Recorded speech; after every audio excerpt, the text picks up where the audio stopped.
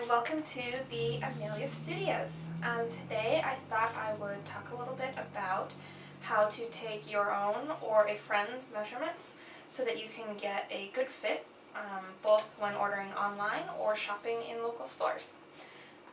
So the three basic measurements that most garment makers use and most websites list when you're shopping online are bust, waist, and hips.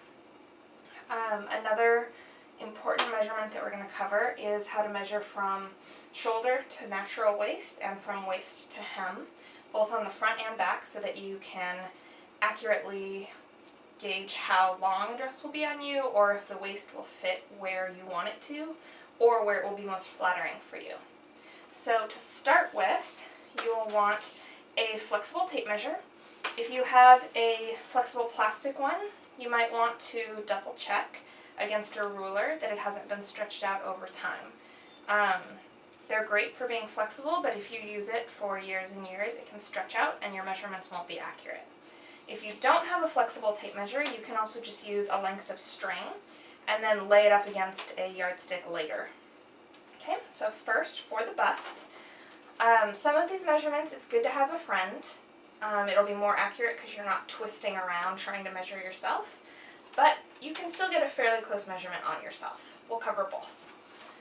So for the bust, I like to start with the tape measure in the center because I can hold it tighter. You want to measure around the fullest part of your bust. It's also called the apex. So get it around there, pretty snug but not so tight that it would be uncomfortable to wear. Okay, hold it there. You can take it off and easily read the measurement. Something that you'll want to do before you start doing this, I should have mentioned, you want to be wearing the basic foundation garments that you would wear with whatever dress you're thinking about purchasing. So if it's a strapless dress, your strapless bra, or if you want to wear it with your biggest push-up bra, wear that for the measurements. If you don't normally wear a bra with this style of dress, don't wear a bra for your measurements. It's pretty self-explanatory once you think about it. For natural waist, you can just go for the smallest part of the waist. This is not where, the low-rise pants fit. This is at your actual, true, tiniest part of your waist. Having a friend measure it so it's loose is really helpful. But if you're doing it on yourself, you want to get it around, hold it fairly snug. I guess you wouldn't be wearing a belt. Fairly snug, and then maybe wiggle a little so that it falls to wherever the smallest point is. You can also do this part with a piece of string or even a piece of elastic that you can safety pin unstretched around yourself. Now for doing your hips measurement, you'll want to measure, depending on the type of dress, if it's close fitting, you're going to want to measure at the widest part on the hip. She doesn't have a lot of hips, but use your imagination. It's usually 8 or 9 inches below the waist, on average. So you want to get around there, go around the fullest part of your butt. She doesn't really have one. And then measure there. If the dress has a big flowing skirt, probably don't need to take your hip measurements specifically for that, but it's a good idea to know your measurements just in general. You can also, on yourself, kind of get it around there. It's a little easier with a friend, but you can still get a pretty good measurement holding it yourself, as long as you try to stand up straight and don't hunch over as you're doing it.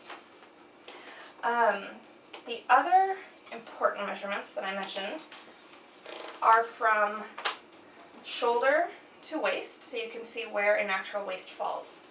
So holding your measuring tape at the very top of the shoulder, where, if you imagine the seam on the shoulder would be, measure from there, over the fullest part of the bust and down to the waist here. It might vary on you if you want it to be a little lower, Mine is significantly lower than this model's. So it's very important because of those differences to take your measurements as accurately as you can, not optimistically.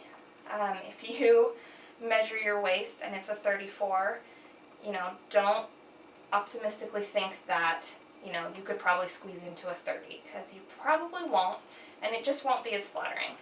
Wearing clothes that actually fit your measurements always looks better than trying to squeeze into something that you imagine yourself to be. Even if, you don't want to tell other people your measurements, you should at least know them correctly for yourself. You can do the same thing in the back, down sort of where, if you imagine a princess seam dress, the dress with the lines down the front and back, you want to line it up with that, go down to your waist. That way you can see where the waist will fall in a dress, if it's an empire or a true waist or even a drop waist.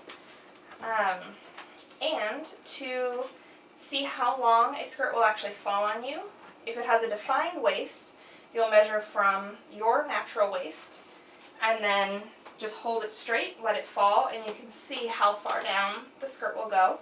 If it has no defined waist, you may be measuring from the shoulder and letting it fall straight down to measure that way.